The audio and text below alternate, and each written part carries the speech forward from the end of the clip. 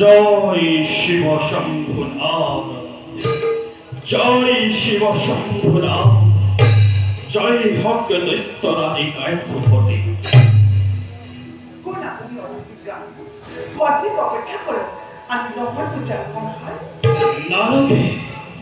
নারকে দেবী অর্চন বন্দনা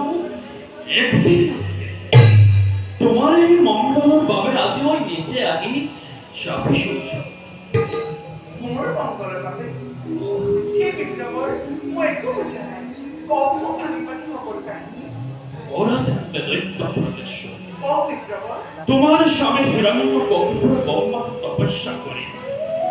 অনাহারে অনিদ্রায় থাকি নিষ্পাদে হেরোয়ালে নিজেই দুঃখ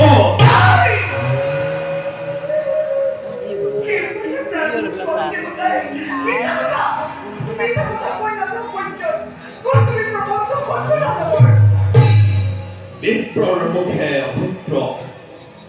কেউ নহয় প্রসাদ সহসেক্ষে দেখিল তোমার স্বামী হরিহর মন্ত্রকে ঘিমিন তোলে ধরার বৈক্ষ নাই অপন সিংসা সমস্ত হরির থাকিলে ওই পড়ুয়াই এমানৰ পাছতো ভাবা নেকি জীয়াই থাকিব পাৰে হিৰণ্য কপিপুৱে ধৰাৰ বৈক্ষ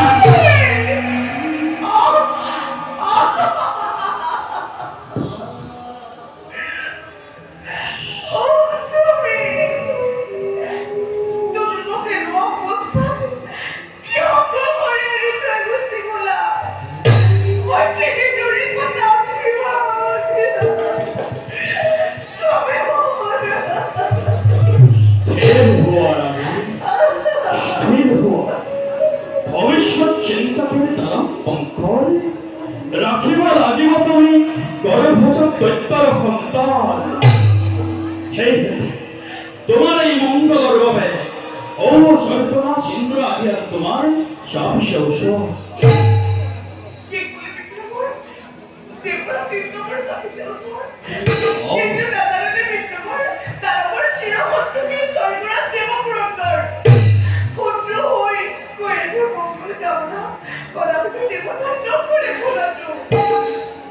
ভদ্র বলে ভবানাই কাহানি কিন্তু কি করিবার দানবের বারে বারে বিপর্যয় প্রকৃষণে ভূমিকাকে অতপরে বিপ্রবলে ভাবিসা মানব তেমনি ওই এই শঙ্কর আছে ইন্দ্র তোমার মঙ্গলারে তুমি বক্রপতি মই স্বর্গ পুরে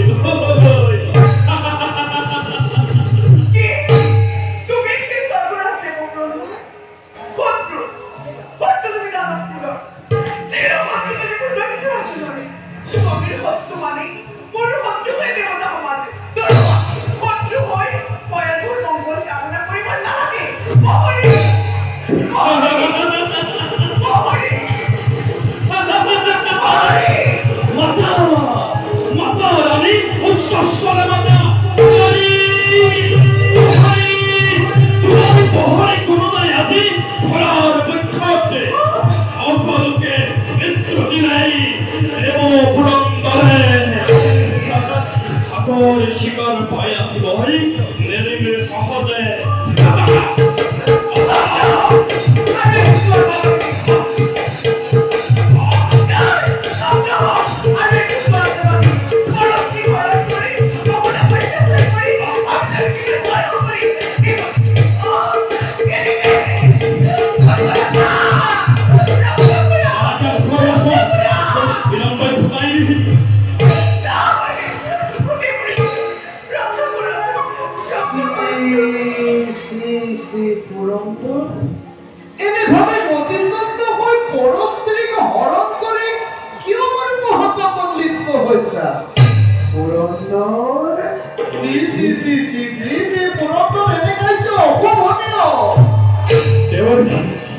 তার আগে সাইবা করে নিত্য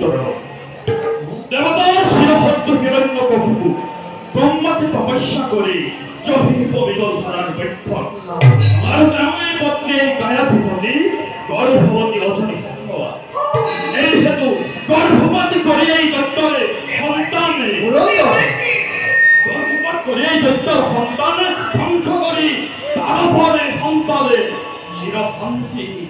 চিরভান্তি লোভিব ইন্দ্র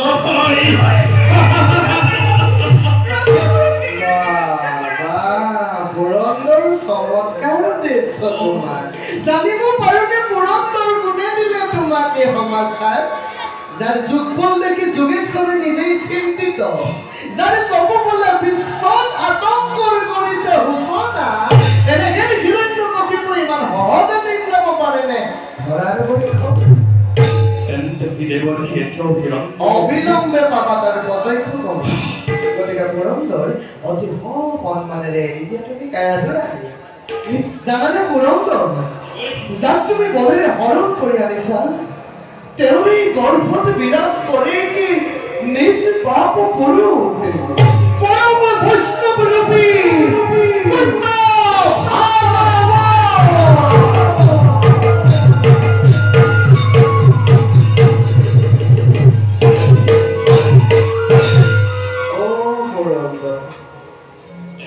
নালাগে তোমাৰ 33 কোটি দেৱতায়ো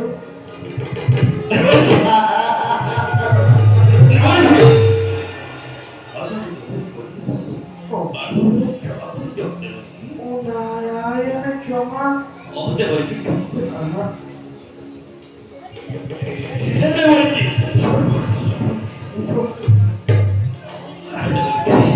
সর্বরতা দেব পুরন্দর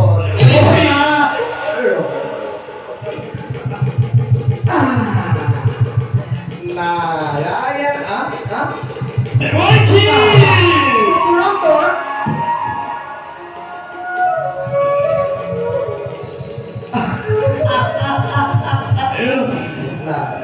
লক্ষণী করিল মহে গৌরবনা তারপর আমি মুক্ত করে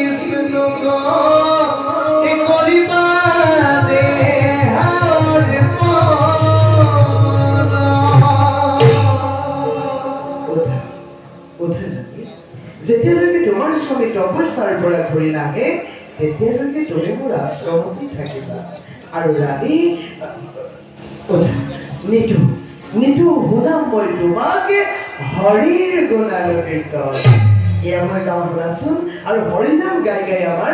আশ্ৰমৰ ফালে যাওঁ। এ ব্ৰহ্ম আদি কৰি এ জীৱ